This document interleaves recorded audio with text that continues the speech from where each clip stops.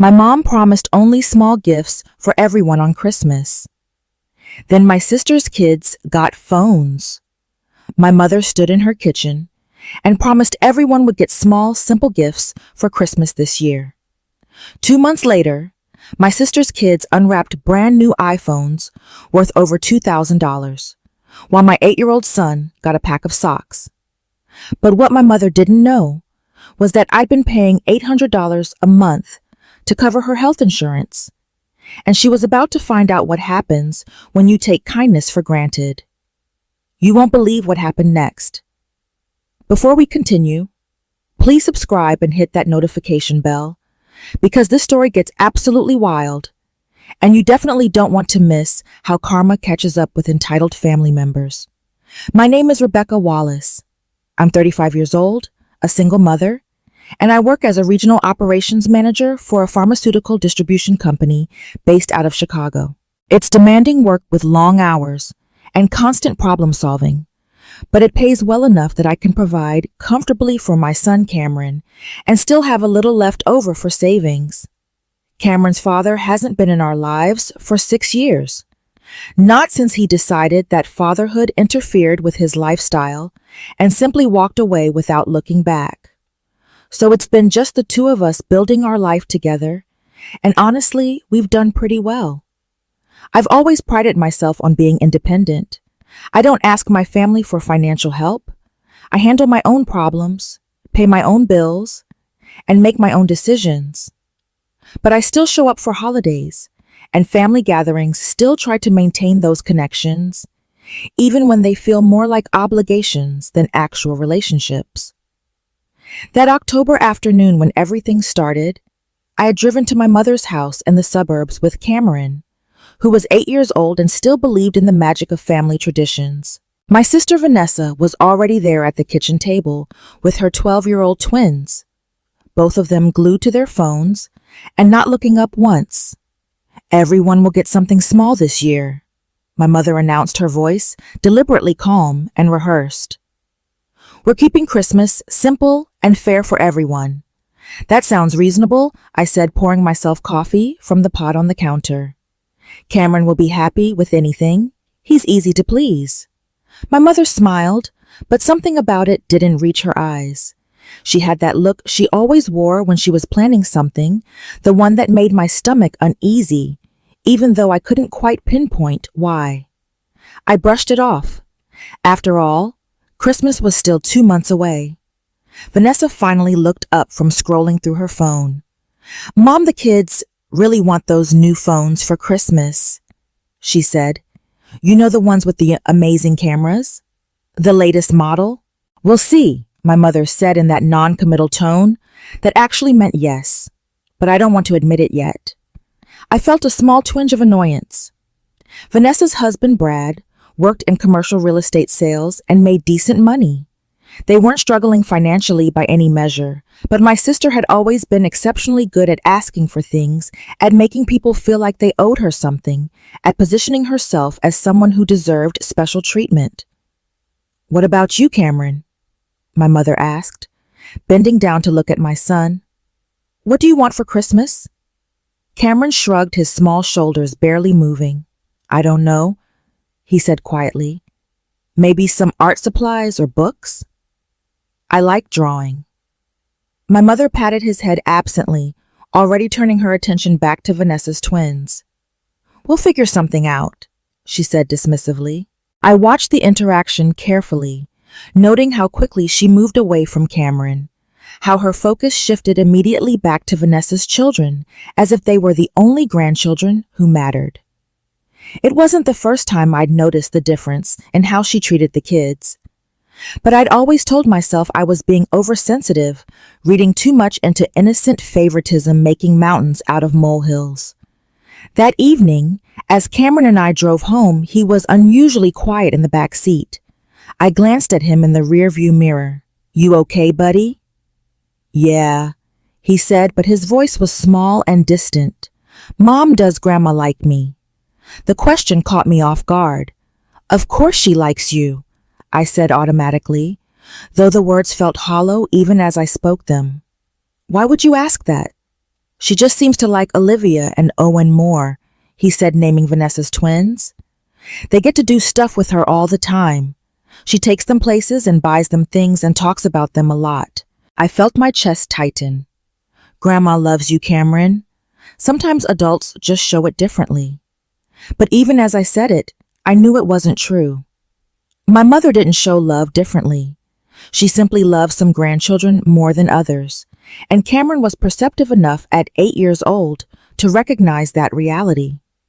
The weeks leading up to Christmas passed in their usual blur of work deadlines and holiday preparations. I bought thoughtful gifts for Cameron, things I knew he'd actually enjoy and use. Art supplies, books, new winter clothes.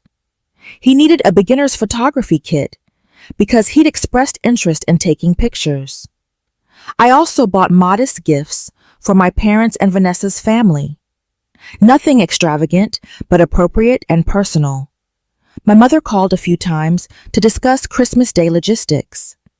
The usual time, the usual traditions, everything apparently normal. She mentioned again that gifts would be simple this year, that she was keeping things low-key and equal for all the grandchildren.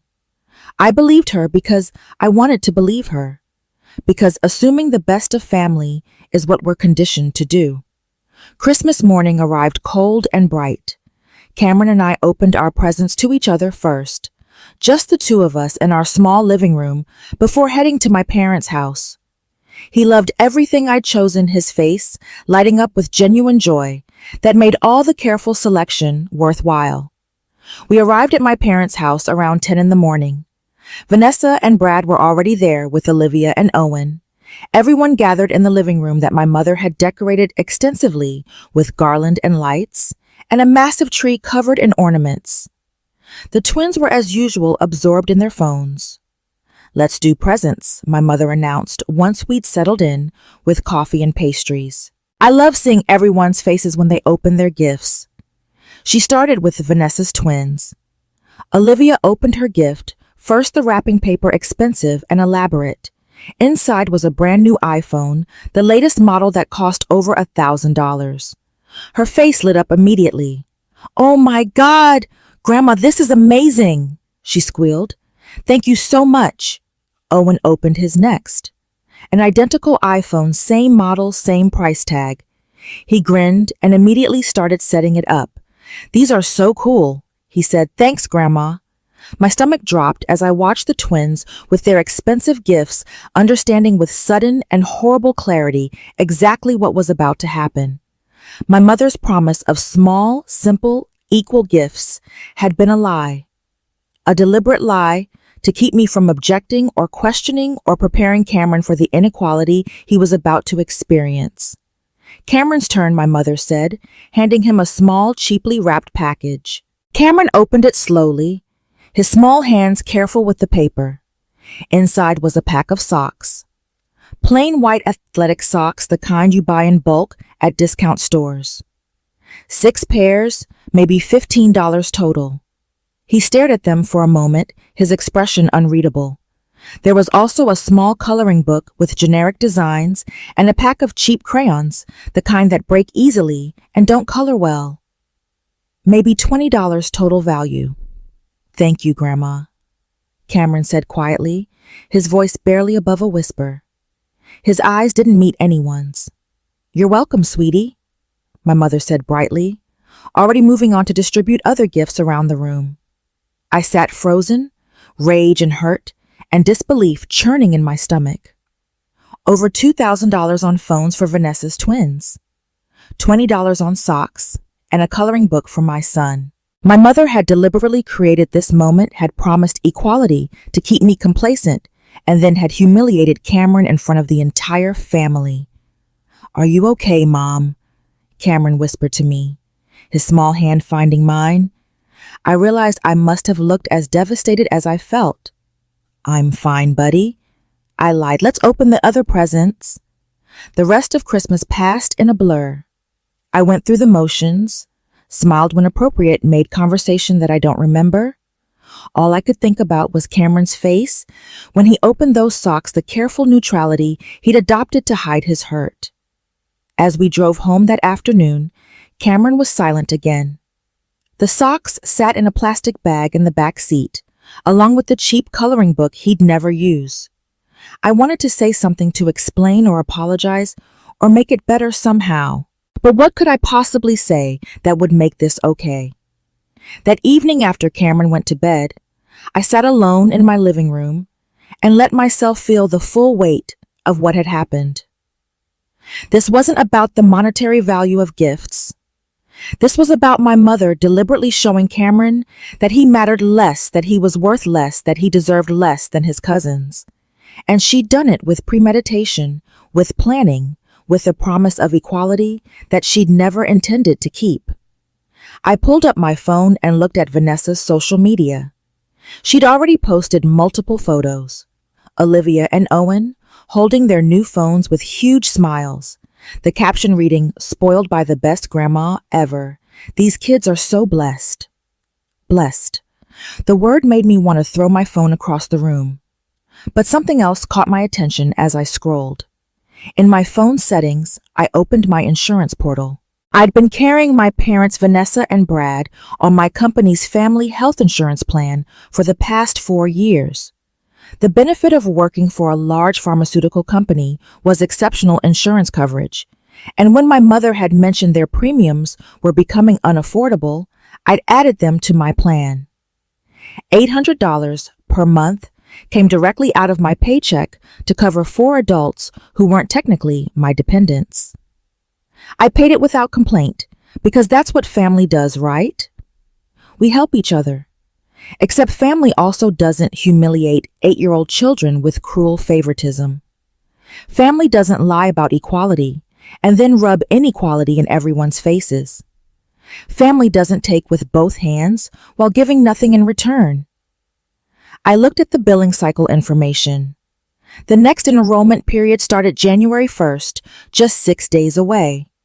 Changes to the family plan could be submitted until December 31st at midnight. Perfect timing. But I didn't make any changes that night. This wasn't a decision to make in anger. This was a decision that would have serious consequences, and I needed to be absolutely certain I was ready for them. I needed to think clearly. The next day, December 26th, I took Cameron to the movies and then out for pizza. He seemed better, more like his usual self, though I noticed he was quieter than normal during the film. At dinner, he pushed his pizza around his plate. "Mom," he said suddenly, "why doesn't Grandma like me as much as she likes Olivia and Owen?" I'd been dreading this question, but I owed him honesty. "It's complicated, honey," I started. "Is it because I don't have a dad?" he interrupted. The words hit me like a physical blow to the chest. "What? No, Cameron. No, that has nothing to do with anything. Olivia said her mom told her that Grandma feels sorry for you because you're alone." Cameron continued, his eyes fixed on his plate. "That I'm probably harder to deal with because I don't have a dad to help discipline me." My hands clenched into fists under the table. Vanessa had said that. My own sister had said that about my son, about me, about our life. And my mother had apparently agreed, or at least hadn't corrected her. Olivia shouldn't have said that, I managed to say, keeping my voice level despite the fury burning in my chest. And it's absolutely not true. You are the best thing that ever happened to me. You're kind and smart and creative and thoughtful. Any difference in how you're treated has nothing to do with you and everything to do with other people's problems. "Are we going to keep going to Grandma's house?" he asked. It was a fair question, an honest question. "I don't know yet," I answered truthfully. "But whatever happens, you and I are going to be just fine. We always are." That night after Cameron was asleep, I called my best friend Diana. We'd been friends since college, and she knew my family situation better than anyone. They did what she exploded when I told her about Christmas. "Are you kidding me? Phones and socks? I know it sounds petty when I say it out loud." I started. "It's not petty." "Rebecca?" Diana cut me off sharply. "That's cruel. That's deliberately cruel to a child." And then to make it worse, Cameron told me today that Olivia said Vanessa thinks I'm pitiable because I'm alone, and that Cameron is harder to deal with because he doesn't have a father figure. The silence on Diana's end was heavy with anger. "What are you going to do?" she finally asked. "I'm thinking about removing them from my insurance plan," I said. "My parents, Vanessa and Brad. All of them." Diana was quiet for a moment. "You're serious about this? I pay over $800 a month to insure people who think my son deserves socks while their grandchildren get phones," I said. "People who let my sister say cruel things about us. People who have never once said thank you in any meaningful way." "Then do it," Diana said firmly. "They've been taking advantage of you for years, Rebecca, your mother especially. You've been the reliable one, the one who doesn't need anything, the one who just handles everything quietly. And this is how they treat you. I keep thinking I should try to talk to them first," I said, and say what Diana countered. "They know what they did. Your mother knew exactly what message she was sending when she bought those gifts. She just didn't think you'd do anything about it. She was right. My mother had counted on me swallowing my anger, accepting the situation being the bigger person, because that's what I'd always done before. I'd made myself smaller and quieter and more accommodating to keep the peace. Do it." Diana said again, "And don't feel guilty about it."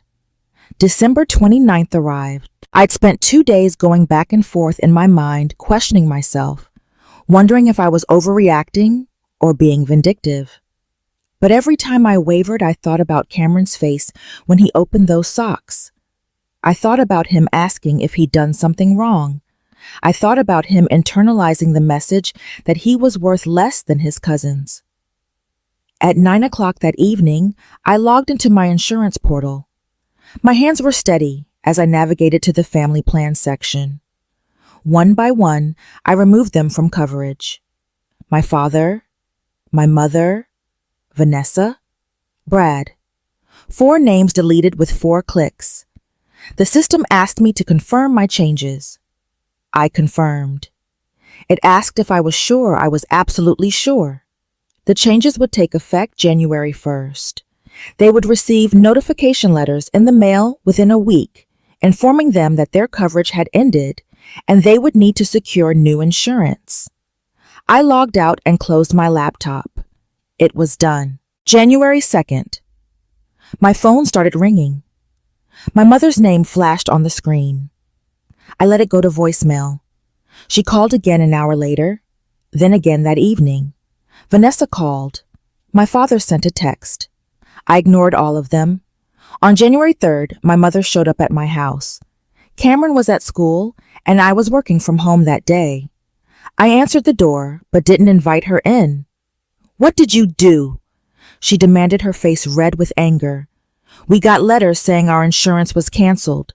I removed you from my plan," I said calmly. "How could you do this?" she sputtered. "We'll have to find new coverage. Do you know how expensive that will be? Less expensive than me continuing to subsidize it while you treat my son like he's worth $20 in socks," I replied. "This is about Christmas," she asked, incredulous. "You're punishing us over presents." "I'm setting boundaries," I corrected. "I'm no longer paying $800 a month for people who show nothing but contempt for my child." Cameron got perfectly good gifts, my mother insisted. He got socks. Olivia and Owen got $1,000 phones. After you promised everyone would get small equal gifts. That's favoritism, manipulation, and cruelty, all wrapped up in one humiliating Christmas morning. "You're being ridiculous," she said. "Those kids are older. They need phones. Cameron is 8.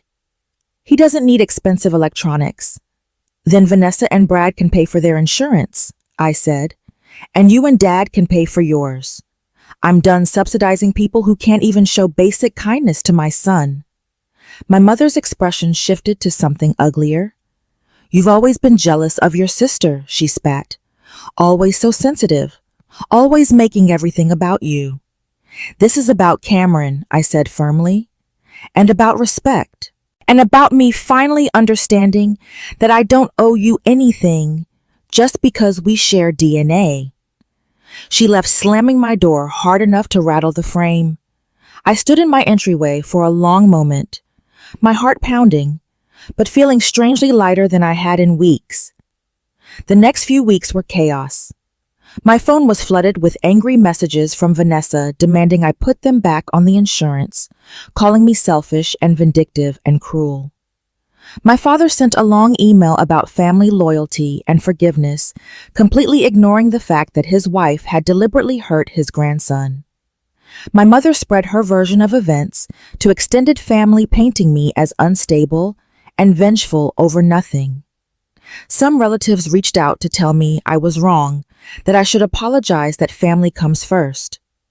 Others, particularly my Aunt Michelle, who had always seen through my mother's favoritism, reached out privately to tell me she understood and supported me completely. Then in late January, something unexpected happened. My mother filed a lawsuit. She actually took me to court, claiming I had a legal obligation to continue providing insurance, since I'd been doing so for years, and they'd relied on it. Her lawyer argued I couldn't just arbitrarily remove them without notice. I hired an attorney, which cost money I hadn't planned to spend, but I was done backing down. The hearing was in early March.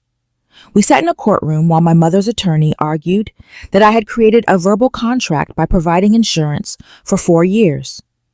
My attorney calmly explained that employee benefits are entirely at the discretion of the employee, that there is no legal obligation to provide insurance to adult family members who aren't dependents, and that I had every right to remove them from my plan for any reason or no reason at all. The judge listened to both sides and then asked my mother directly why I had removed them from the insurance. Because she was upset about Christmas presents. My mother answered her tone, implying I was petty and childish. The judge turned to me. Is that accurate? Partially, I said. My mother promised equal small gifts for all the grandchildren, then gave my sister's 12-year-old twins $1,000 phones while giving my 8-year-old son a pack of discount socks. When my son asked if he'd done something wrong, I discovered my sister had told her children that my son is harder to deal with because he doesn't have a father. I removed them from insurance because I refused to financially support people who deliberately hurt my child. The judge was quiet for a moment, looking between us. The plaintiff has no legal standing, she said firmly. Employee benefits are discretionary. The defendant has no obligation to provide insurance to non-dependent adults, regardless of previous arrangements. Case dismissed. My mother's face went white. You wasted the court's time. The judge continued, looking at my mother with clear disapproval. And you wasted your money on legal fees that you will not recover. Next time, perhaps consider treating all your grandchildren with equal respect. We left the courthouse in opposite directions. I felt vindicated, but also exhausted. The whole situation had spiraled so far from that Christmas morning. But I didn't regret my decision, not even for a moment. The fallout continued for months.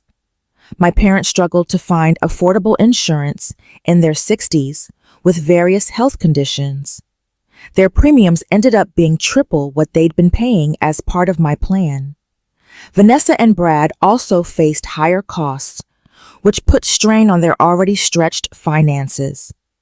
Their arguments about money became frequent enough that Cameron's cousins mentioned it at school, the complaints filtering back through mutual acquaintances. My mother's reputation in our extended family suffered as the truth about the Christmas presents spread. Aunt Michelle, in particular, made sure people understood what had actually happened, countering my mother's narrative of me being vindictive over nothing. People started seeing the favoritism they'd overlooked for years. As for me, something unexpected happened. That spring, I was called into my boss's office. I braced myself for bad news, wondering if the family drama had somehow affected my job. Instead, she offered me a promotion. Director of Regional Operations, she said. 20% salary increase, better benefits, more responsibility. You're organized, reliable, and you handle pressure exceptionally well. The company needs more people like you in leadership." I accepted on the spot, feeling like the universe was finally balancing the scales. The extra money meant I could put more away for Cameron's college fund and take him on a real vacation that summer. We went to Colorado, spent a week hiking and exploring mountain towns. Cameron took hundreds of photos with the decent camera I'd bought him, filled a sketchbook with drawings of landscapes and wildlife. "This is the best trip ever," he said one evening as we watched the sunset from our cabin porch. "Better than Christmas," I teased gently. "Way better," he said seriously. "Because here it's just us and we're happy." Out of the mouths of children. In late June, I received an unexpected text from my father. Not a call, just a brief message. "I'm proud of you for standing up for yourself and Cameron. I should have done more to protect you both. I'm sorry. It wasn't everything I needed, but it was something." I wrote back a simple thank you. That was the extent of our communication. Maybe someday we'd rebuild something, but I wasn't holding my breath, and I was okay with that. Cameron started third grade in September, confident and happy. He'd made close friends, kids, who appreciated his creativity and kindness. His teacher called me in October for a parent conference, and I braced myself for problems. Instead, she smiled warmly. "I just wanted to tell you what a wonderful child you have," she said. "Cameron is thoughtful, hardworking, and incredibly talented artistically. He's also emotionally mature for his age. You're doing an amazing job with him." I felt tears prick my eyes. "Thank you. That means a lot. Has he always been this well-adjusted?" she asked. "He's had some challenges." I admitted carefully. "Family stuff. But we work through things together." She nodded knowingly. "Well, whatever you're doing, keep doing it. He's thriving." That evening, I told Cameron what his teacher had said. He beamed with pride. "Do you think we could invite some of my friends over for my birthday?" he asked. "Absolutely," I said. "Who do you want to invite?" He listed off 5 names, kids from school in the neighborhood. No mention of Olivia or Owen. No mention of wanting to see my parents or Vanessa. He'd moved on, created his own circle of people who valued him. His birthday party in November was loud, chaotic, and absolutely perfect. 8 children running around our house, eating pizza and cake, playing games. I watched Cameron laughing with his friends and realized this was what childhood was supposed to look like. Joy without conditions, love without comparison. Christmas came again, our second one, without my extended family. Cameron and I had established new traditions. Decorating the tree together while drinking hot chocolate, watching old holiday movies, volunteering at a local shelter on Christmas Eve. On Christmas morning, Cameron opened his presents with genuine excitement. Quality art supplies books, he'd been wanting new clothes that actually fit his style, and a tablet for digital art experiments. Nothing extravagant, but everything chosen with thought and care. "This is perfect, Mom," he said, hugging me tight. "Thank you so much." "You're welcome, sweetheart," I replied. "Do you miss them? Grandma and Grandpa and Aunt Vanessa?" He thought about it honestly. "Sometimes I miss the idea of them," he said. "The family I wished we could be. But I don't miss how they made us feel. Me neither." I agreed. "I like it better this way. Just us." "Just us," he echoed. Later that day, Diana came over for dinner, along with a few colleagues from work who'd become close friends. We ate too much, laughed constantly, and nobody compared anyone to anyone else. Nobody made anyone feel less than. It was simply people who cared about each other, enjoying time together. As I cleaned up that evening, Cameron already asleep upstairs, I thought about the journey of the past year. The hurt, the anger, the courage it took to set boundaries, the lawsuit, and the judgment, the freedom that came from standing firm. I thought about those socks still tucked away in Cameron's drawer, a reminder of the moment everything changed. My mother and Vanessa continued to struggle with the consequences of their choices. The lawsuit had cost them thousands in legal fees they couldn't recover. Their insurance premiums remained triple what they'd paid under my plan, eating into retirement savings they'd counted on. Vanessa and Brad's marriage strained under constant financial pressure, leading to arguments that their kids couldn't help but hear. My mother's reputation in our extended family never fully recovered once people understood what she'd actually done. People stopped taking her side, stopped enabling her favoritism, stopped making excuses for behavior that was simply inexcusable. Olivia and Owen, now teenagers, began asking uncomfortable questions about why they never saw their cousin anymore, why family gatherings felt hollow and fractured, forcing Vanessa to confront her own role in destroying those relationships. My father became increasingly withdrawn, perhaps finally feeling the weight of years of silence and complicity. They had gambled that I would always be the reliable one, the one who swallowed hurt for the sake of peace, the one who accepted mistreatment to maintain the illusion of family harmony. They lost that gamble, and the price was higher than they'd ever imagined. As for Cameron and me, we built a life full of people who valued us, who showed up because they wanted to, not because they felt obligated, who celebrated our successes and supported us through challenges, who understood that family isn't just about blood. It's about respect and kindness and genuine care. I learned that sometimes the most loving thing you can do is walk away from people who can't see your worth. That protecting your child from emotional harm is worth any amount of family drama. That standing up for yourself isn't selfish. It's necessary. And looking back at that Christmas morning, at those socks that changed everything, I realized I had absolutely no regrets. Standing up for my son, standing up for myself, demanding the basic dignity we both deserved. That wasn't revenge. That was simply refusing to settle for less than we were worth. And that decision, difficult as it was, made all the difference in building the life we have now. A life where Cameron knows his value, where he's surrounded by people who appreciate him, where love isn't measured in dollars, but in genuine care and consistent respect. The socks are still in his drawer, a reminder not of hurt, but of the moment I finally chose us over the approval of people who never really valued us anyway. And every day, I know I made the right choice.